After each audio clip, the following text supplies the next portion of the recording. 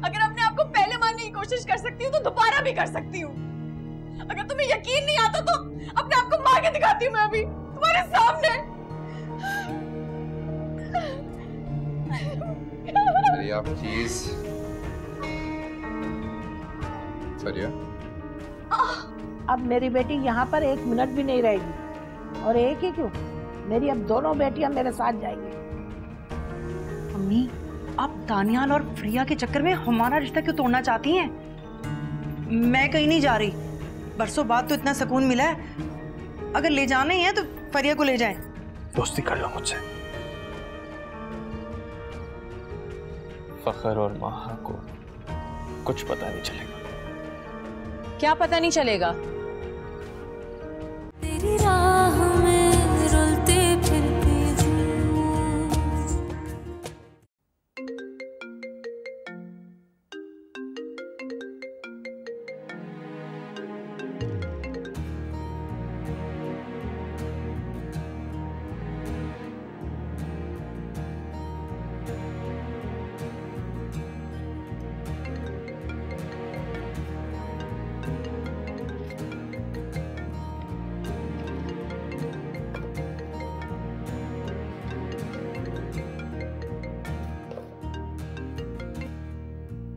ईमान, क्या मसला तुम्हारे साथ?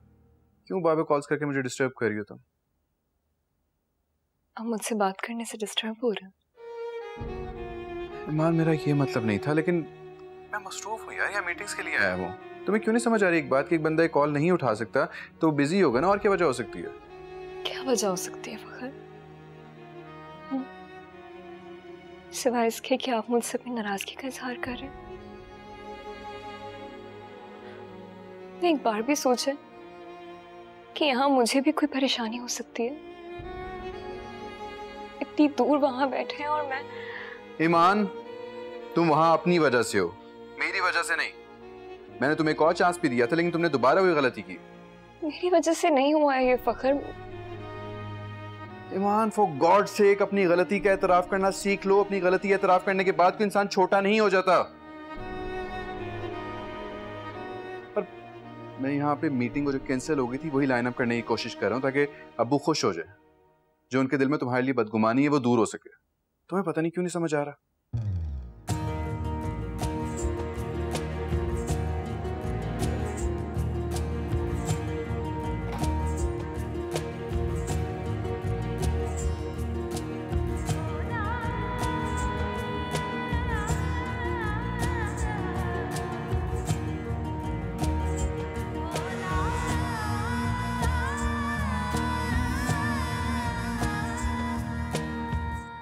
अम्मी ठीक कह रही थी, मुझे कुछ देर उनके पास चले जाना चाहिए। इस घर में तो मेरी किसी को परवाह नहीं है। तुमने ठीक सोचा। तुम्हें वाकई कुछ दिन के लिए अपनी अम्मी के पास चले जाना चाहिए। दानियाल,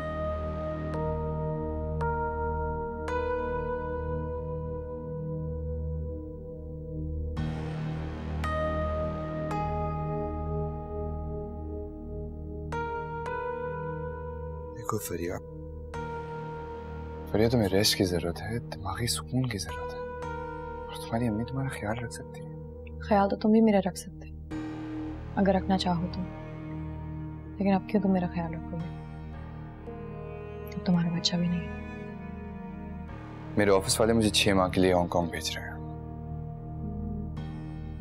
वहां एक नई ब्रांच सेटअप कर रहे हैं और वहां का सिस्टम भी मुझे इंस्टॉल करना होगा। तुम मुझे छोड़ के जा रहे हो, वो भी इस हालत में जब मुझे तुम्हारी सबसे ज्यादा जरूरत है।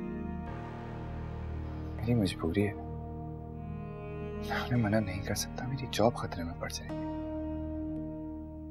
ठीक है, फिर मैं भी तुम्हारे साथ जाऊंगी। फरिया, मैं तुम्हें अपने साथ लेके कैसे चलूं? मेरा वीजा और अकोमोडेशन तो वैसे ही ऑफिस वाले कर रहे हैं। मैं उनके आगे ये शर्त नहीं रख सकता कि मेरे साथ साथ मेरी बीवी को भी अकोमोडेट करें। और वैसे भी वो तो 3-4 लोग ग्रुप में जा रहे हैं जो। ठीक है, जाओ, रह लूंगी तुम्हारे बगैर। पहले भी नहीं मरी थी ना, अब भी जिंदा रह लूंगी।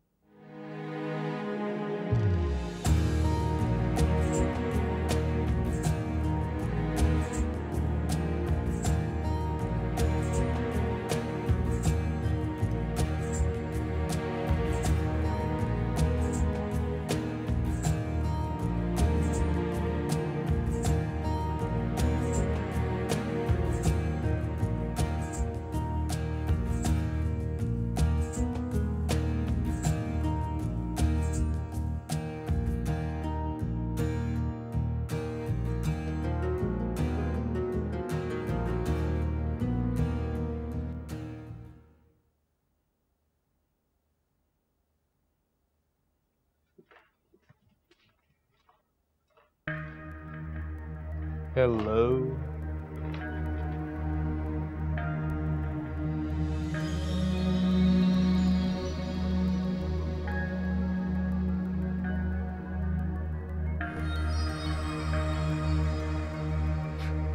जा जा जा।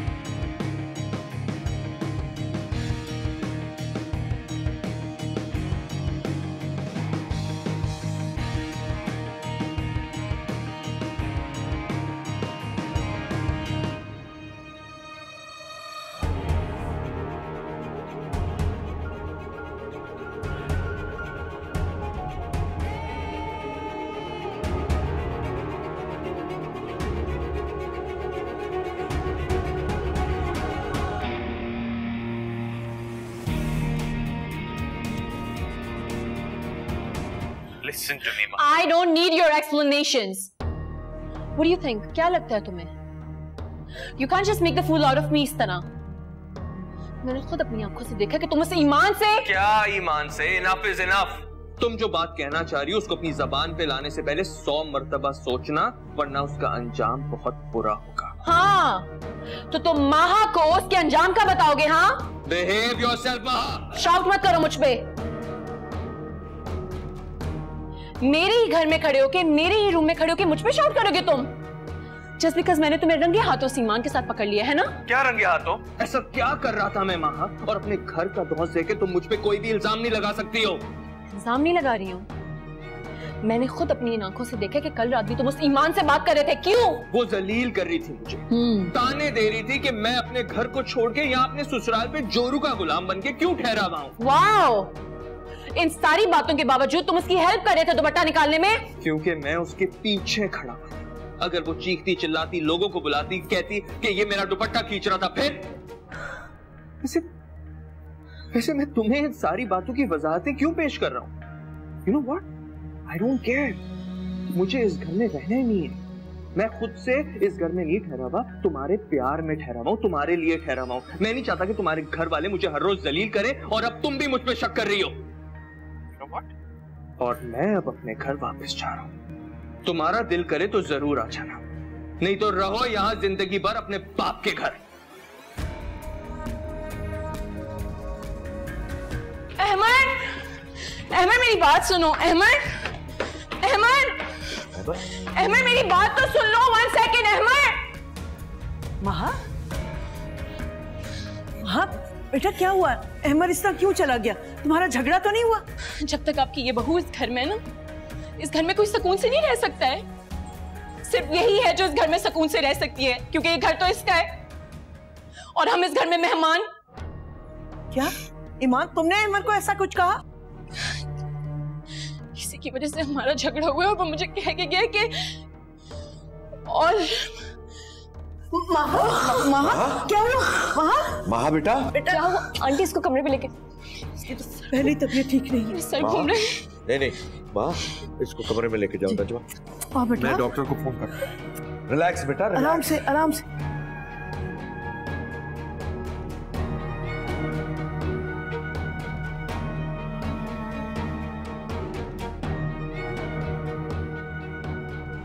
अस्सलाम वालेकुम डॉक्टर साहब। जी सब खैरियत है। महा की कुछ तबीयत खराब हुई है, तो can you come right now sir? हाँ, बहुत बहुत शुक्रिया। I am waiting.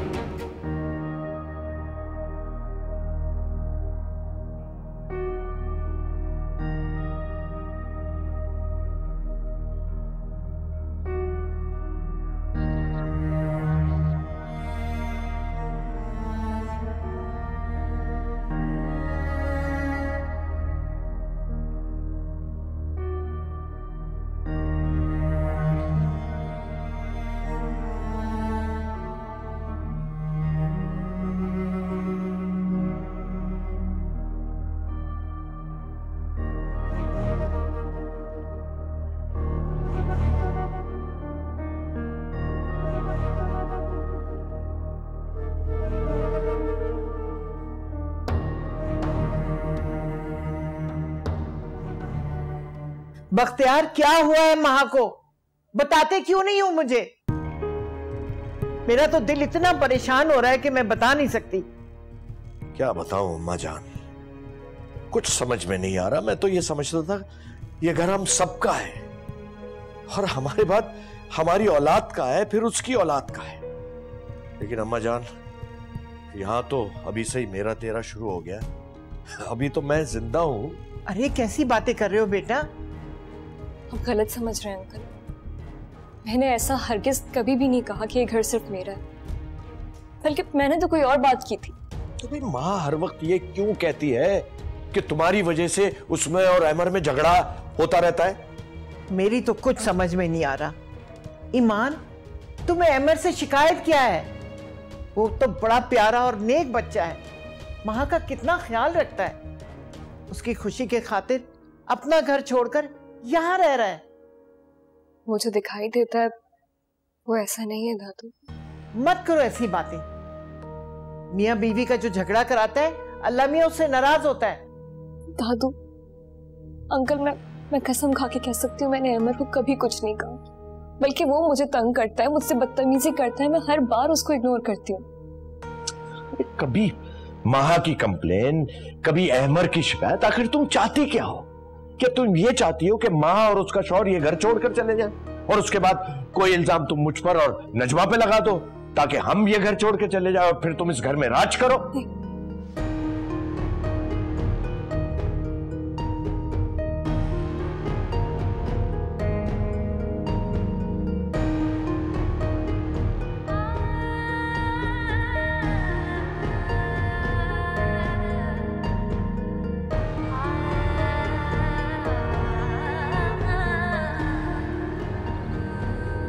डॉक्टर साहब, कैसी है मेरी बेटी?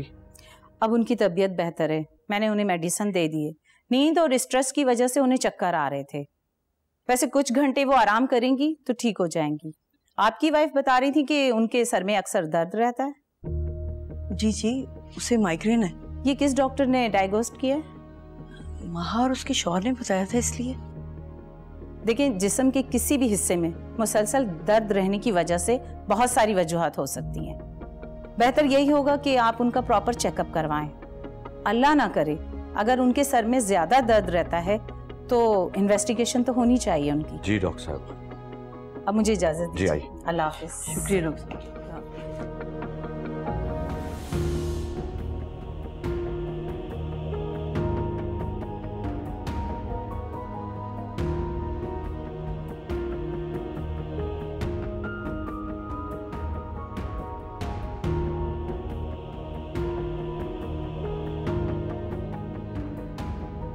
सही।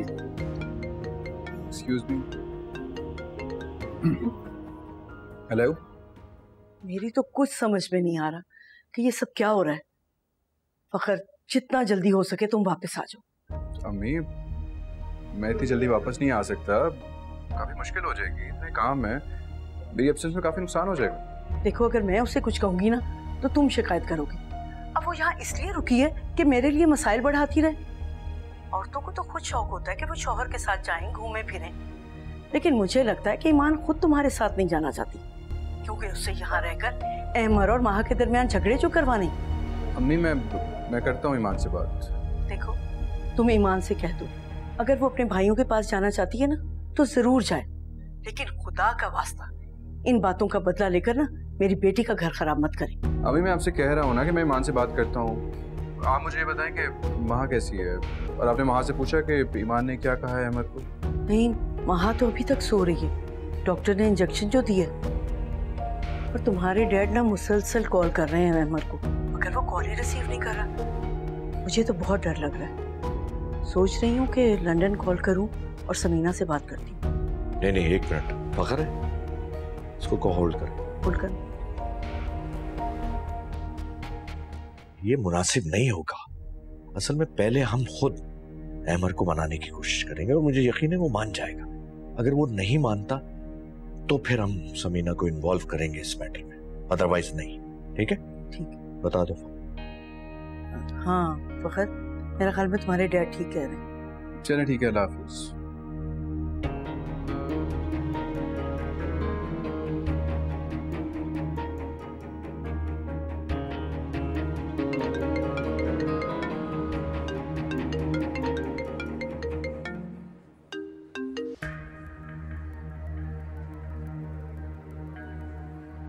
अच्छा तो तुम वाकई नाराज हो? किससे? अपनी बीवी से। और किससे? कब से तो कॉल्स कर रही है तुम्हें, कम से कम एक बार उसकी कॉल उठा के उसकी बेचैनी खत्म कर दो। वैसे एक बात बोलूं, तुमने महा से शादी करने का फैसला बहुत जल्दबाजी में किया। आई मीन टू से बहुत सालों से जानती हूँ यार मैं उसे, जितनी वो रूड और इरिटेटिंग है ना, कोई उसे एक दिन भी बर्दाश्त नहीं कर सकता। और तुमने पूरी जिंदगी की कमिटमेंट कर ली उसके साथ। बड़ा हौसला है भाई तुम्हारा। इस हौसले के पीछे भी एक बहुत बड़ी वजह है। जिस दिन वो वजह खत्म हो गई, इस सफर का भी दी एंड हो जाएगा।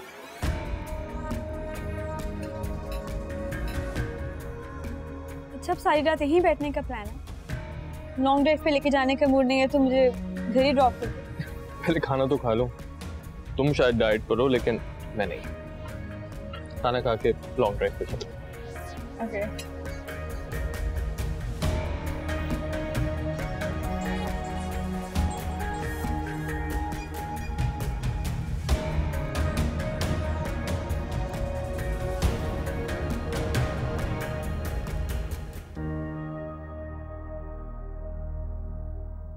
फोन उठाओ। मेरी कॉल डिस्कनेक्ट कर दिया। मासी को कॉल करती हूँ।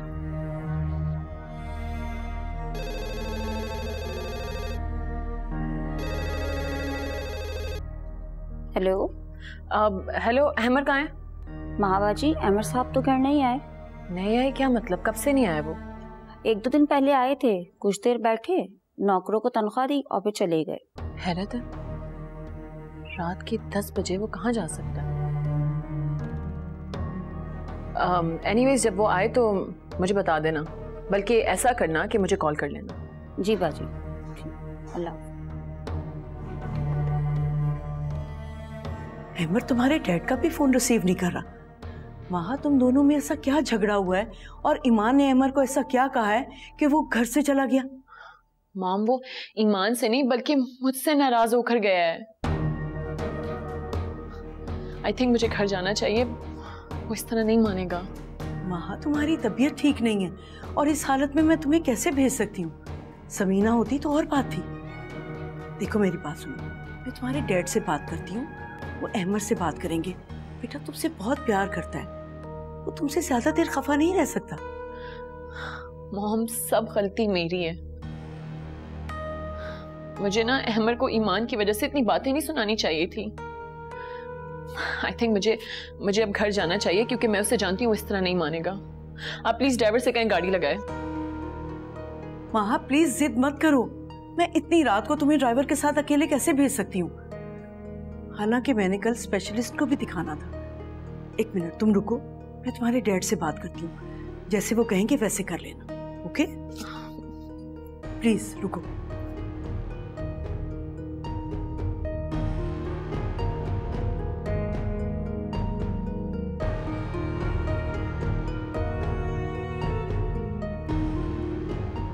ईमान, मैंने तुम्हें हमेशा अपनी बेटी की तरह समझा, हर वक्त तुम्हारा साथ दिया, और मुझे तुमसे ये उम्मीद नहीं थी कि तुम मेरी ही बेटी के साथ ज्यादती करोगे। अंकल, मैंने कुछ भी नहीं किया। वहाँ और अहमद में जो भी झगड़ा है वो उनका जाती मसला है, मेरा इससे कोई ताल्लुक नहीं है। मैं तो फौरन अपने कमरे में चली गई थी। उसके बाद अरे रहने दो बख्तियार, फकर आएगा ना खुद ही बात करेगा इससे। दादू, आप भी मुझे कसूरवार समझती? तो और कौन है कसूरवार? मैं। मेरा कसूर है, सब मेरी ही गलती है। महा अगर यहाँ आके रुकना चाहती थी तो शौक से रुकती। मुझे उसकी खुशी की खातिर यहाँ नहीं आना चाहिए था। लेकिन अहमर बेटा, जैसे ये महा का घर है वैसे तुम्हारा भी घर है। नहीं अंकल, अब ये घर महा का नहीं। शादी के बाद जिस तरह मेरा घर अब महा का है, बिल्कुल उसी तरह अब ये घर ईमान का है। अरे अमर बेटा, तुम ईमान की किसी भी बात को दिल पर मत लो। मुझे तो लगता है इसका दिमाग खराब हो गया। प्लीज आंटी, मैं इसीलिए कभी किसी की शिकायत नहीं करता क्योंकि मैं नहीं चाहता कि मेरी वजह से इस घर में कोई लड़ाई झगड़ा हो। आप प्लीज महा को बुला दें, उसे कहें कि मैं उसे लेने आया हूं। उसके बगैर मेरा घर वैसे ही बहुत सूना है और मॉम भी नहीं है। अमर बेटा, बात को समझने की कोशिश करो। माँ की तबीयत बहुत खराब है और डॉक्टर ने कहा है कि डॉक्टर? क्या बात डॉक्टर तक पहुंच गई?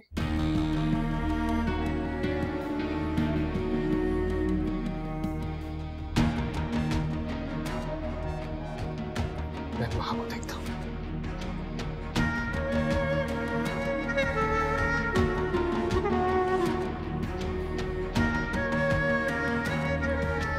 मैंने कहा जल्दी से अपना सामान पैक करो ताकि मैं ड्राइवर से कहूं तुम्हें तुम्हारे घर छोड़ आए।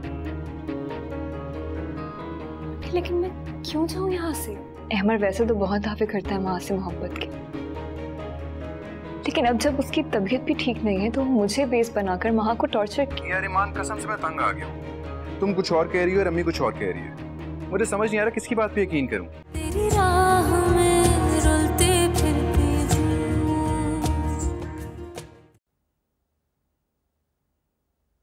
सॉरी, प्लीज मुझे माफ कर दो। हाँ, आई एम सॉरी। तुम रो क्यों रही हो? प्लीज चुप हो जाओ। मुझे इस तरह लग रहा था कि तुम हमेशा के लिए मुझे छोड़ के चले गए। मैं तुम्हें छोड़ सकता हूँ? तुम जानती हो मैं तुमसे कितना प्यार करता हूँ। मैं तो यहाँ तुम्हें वापस लेके जाने के लिए आया हूँ। हम अगर और यहाँ रुकेंगे तो हमारे बीच में इश्यूज बढ़ते चले जाएंगे।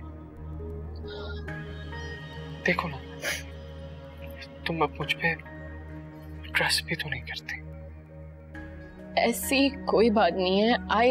I trust you. जस्ट मुझे ईमान पे जरा सा भी ट्रस्ट नहीं है, थोड़ा सा भी ट्रस्ट नहीं है उस पे। और तुम भी तो उससे। महा प्लीज महा, आर यू सीरियस? महा, तुम आज तक उस बात को अपने दिल से लगा के बैठी हो। ये भूल गई हो कि उस ईमान ने क्या कुछ नहीं किया मेरे साथ। उसने मेरे साथ कितना बुरा किया है, मेरे पर क्या क्या इल्जाम लगाए हैं कि मेरा दूसरी लड़कियों के साथ चक्कर है और पता नहीं क्या क्या, गॉड नोज व्हाट ऑल। देखो मां, मैं बहुत चाहता हूं तुम्हें, इसलिए ये नहीं चाहता कि हमारे दरमियान दूरियां पैदा हो, वो भी उस ईमान की वजह से। बस अब तुम फौरन अपना बैग पैक करो and we are leaving as soon as possible. Okay? ऐसे रोते नहीं, okay?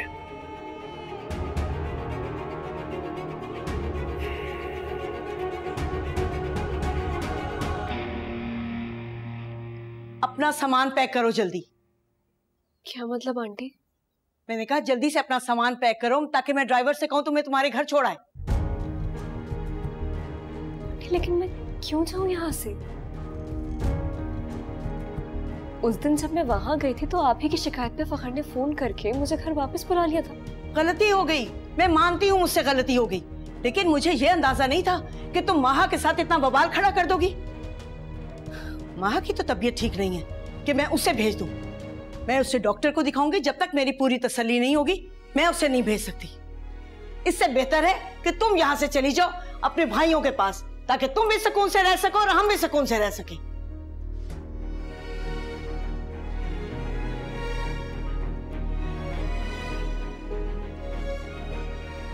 I am sorry aunty.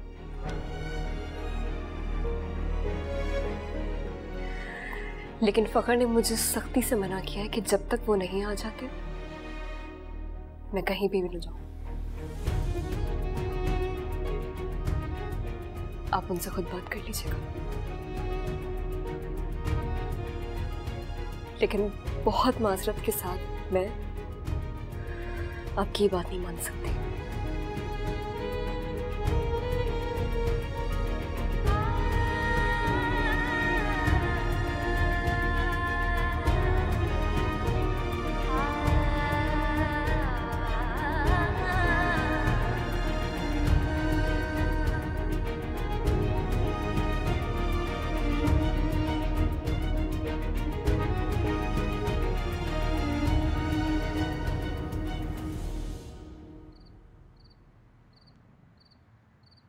अच्छा ठीक है अम्मी, आप परेशान ना हो, मैं बात करता हूँ ईमान से।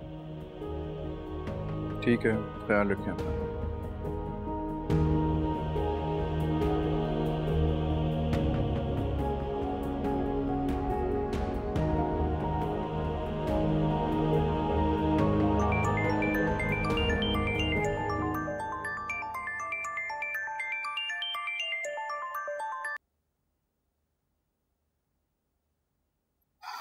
हेलो। अच्छा, तो अब तो मेरी कॉल भी रिसीव नहीं करोगे? ऐसी बात नहीं है फखर, वो मैं ईमान क्या चल रहा है वहाँ? फखर मैंने कुछ नहीं किया। मैं कसम खा के कह सकती हूँ कि इस सारे इशू से मेरा कोई लेना देना नहीं है। लेकिन अम्मी तो कह रही है कि महा और अहमद के दरमियान जो कुछ भी हो रहा है वो तुम्हारी वजह से हो रहा है। गलत कह रही, उनको कोई गलत फहमी हुई है फखर। लेकिन ईमान तुम्हें क्या जरूरत है अहमद से इतना तंजिया लहजे में बात करने की? आप ही ने तो कहा था कि ये मेरा घर है। अगर आपकी बात को रिपीट करते हुए मैंने माँ को कह दिया तो अहमद वैसे तो बहुत दावे करता है माँ से मोहब्बत के, लेकिन अब जब उसकी तबीयत भी ठीक नहीं है तो मुझे बेस बनाकर माँ को टॉर्चर। यार ईमान कसम से मैं तंग आ गया हूँ। तुम कुछ और कह रही हो और अम्मी कुछ और कह रही है। मुझे समझ नहीं आ रहा किसकी बात पे यकीन करूं। देखो ईमान, मैं यहाँ काम करने के लिए आया हूँ, मुझे मेरे काम के ऊपर कंसंट्रेट करने दो। इतनी टेंशन में मैं कैसे कंसंट्रेट करूंगा अपने काम के ऊपर? फखर मैं नहीं चाहती कि आप मेरी वजह से परेशान हो, लेकिन मैं इस वक्त खुद बहुत परेशानी में हूँ। और अगर आपको लगता है कि मेरे यहाँ से चले जाने से ये परेशानी हल हो जाएगी और यहाँ सबको सुकून मिल जाएगा तो मैं। ईमान, तुम्हें कौन कह रहा है कि तुम घर चली जाओ? मुझे बिल्कुल अच्छा नहीं लगेगा कि तुम घर चली जाओ अपने। तुम इस बारे में सोचना भी मत। इसलिए मैंने आंटी को भी मना करती हूँ। मैं अम्मी से खुद बात कर लूंगा, लेकिन ईमान तुम प्लीज सबसे अपने ताल्लुक बेहतर करो ना। देखो ईमान, माँ की तबीयत काफी खराब है ना, अम्मी और अब्बू उसको लेकर बहुत ज्यादा परेशान है।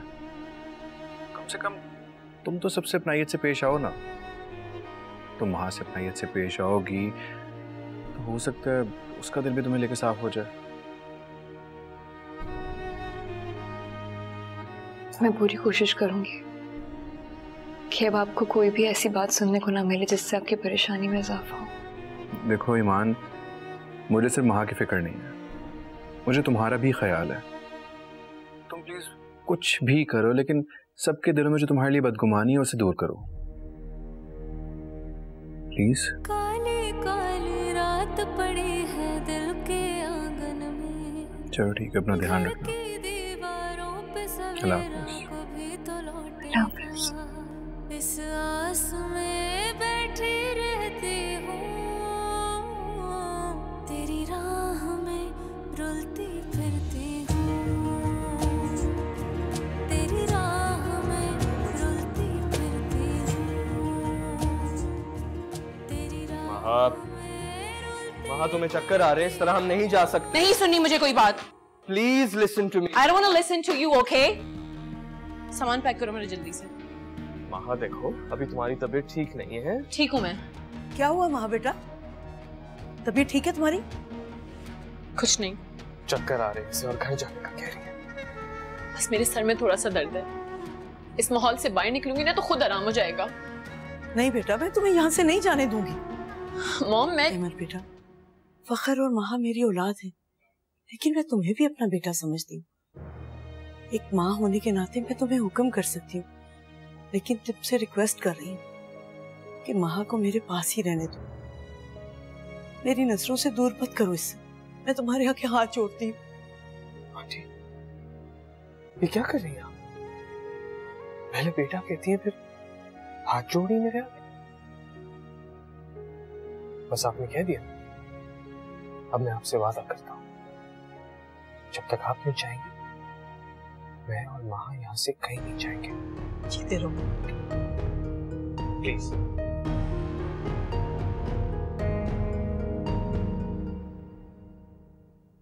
मैं कहने वाला था,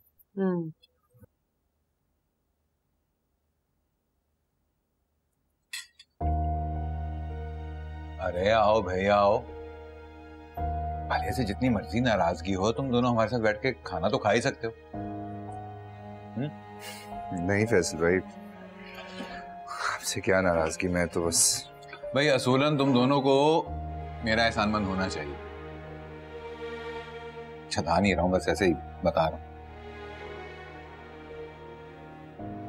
भाई तुम दोनों के झगड़ों की वजह से हम दोनों भी सुकून में नहीं है। पता ना अम्मी क्या कह रही थी, तुम लोग क्यों मेरी और फैसल की जिंदगी बर्बाद कर रहे हो?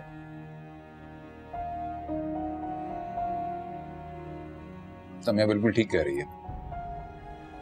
जो हुआ सो हुआ, उसे भूल जाना ही बेहतर होगा कि अपने मामला ठीक कर लो तुम लोग।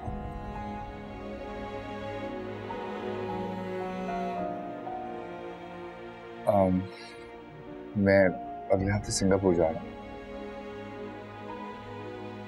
6-7 महीने के लिए, लेकिन ज़्यादा टाइम लग सकता है। मेरी गैर मौजूदगी में आप दोनों प्लीज़ फरिया का बहुत ख्याल रखिएगा, और मैं बाकायदगी से खर्चा भेजता रहूँगा।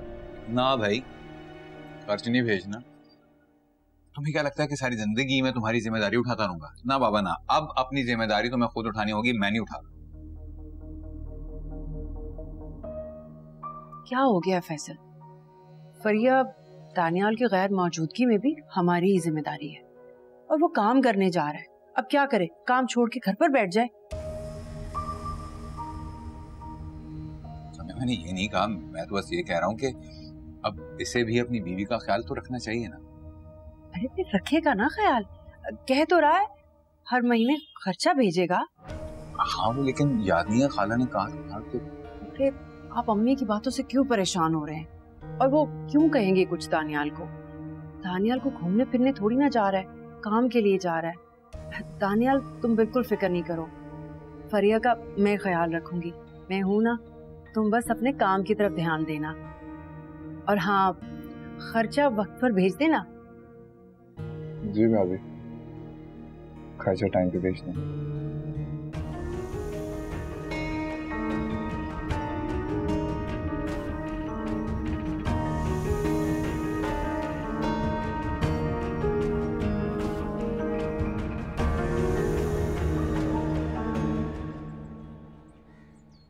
नजमा, अल्लाह का लाख लाख शुक्र है, हमारी बेटी माहा की सारी रिपोर्ट्स क्लियर आई। शुक्र अल्हम्दुलिल्लाह। लेकिन बख्तियार, अगर उसकी रिपोर्ट्स नॉर्मल है तो माहा के सर में दर्द क्यों है? तो डॉक्टर कह रही थी कि माहा स्ट्रेस बहुत ज्यादा लेती है बिला वजह, इस वजह से उसको हेडेक है। और तुम भी उसे समझाओ कि भाई क्या जरूरत है स्ट्रेस लेने की, किस चीज का स्ट्रेस है, रिलैक्स करे। मुझे तो समझ में नहीं आ रही कि वो किस बात की टेंशन ले रही है। अल्लाह का दिया सब कुछ तो है जिंदगी में, किसी भी ख्वाहिश से पहले ना सोचना पड़ता है और ना कोई स्ट्रगल। अल्लाह ना करे कि हमारी बेटी को कोई स्ट्रगल करनी पड़े। She is a blessed child. मेरा ख्याल में मैं अहमद से बात करती हूँ, उसको कहती हूँ कि वो माहा को कुछ दिन के लिए घुमाने के लिए ले जाए। दोनों टाइम स्पेंड करेंगे, बाहर घूमे फिरेंगे तो माहा बेहतर फील करेगी। ठीक है, अगर अमर अपना घर छोड़ सकता है कुछ दिनों के लिए तो इससे अच्छी कोई बात ही नहीं है। वैसे नजमा, मैंने तुमसे एक बात और करनी है। तुम ईमान को उसके घर जाने के लिए नहीं कहोगी। लेकिन बख्तियार, मैं तो चाह रही थी कि कुछ दिन वो अपने घर रह ले ताकि माहा यहाँ सुकून से रह सके। नजमा, फकर का मुझे फोन आया था, वो इस बात से खुश नहीं है। तो ईमान जो कर रही है वो सब ठीक है? अरे मैं मानता हूँ, मुझे भी ईमान से शिकायत है, लेकिन इसका ये मतलब नहीं है कि हमारी बेटी अपना ससुराल छोड़कर यहाँ हमारे घर रह रही है तो इसका ये मतलब नहीं है कि हम अपनी बहू को उसके मैके भेज दें। तुम्हें पता नहीं है, लोग बहुत अजीब अजीब बातें करेंगे। Try to understand.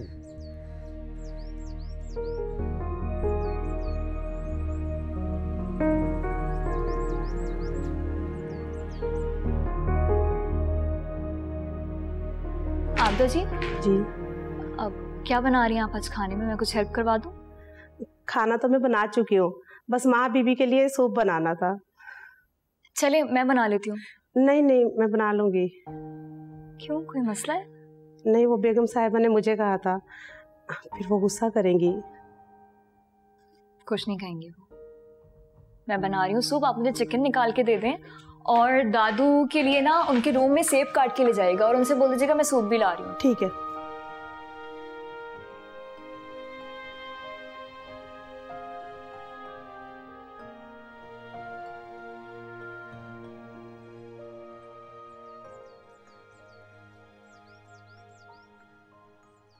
ऐसा क्या कर रहा था मैं महा, और अपने घर का धौंस देके तुम मुझ पे कोई भी इल्जाम नहीं लगा सकती हो। वैसे मैं तुम्हें इन सारी बातों की वजाहतें क्यों पेश कर रहा हूं? You know what, I don't care. मैं खुद से इस घर में नहीं ठहरा हुआ, तुम्हारे प्यार में ठहरा हुआ हूं, तुम्हारे लिए ठहरा हुआ हूं। मैं नहीं चाहता कि तुम्हारे घर वाले मुझे हर रोज जलील करें और अब तुम भी मुझ पे शक कर रही हो।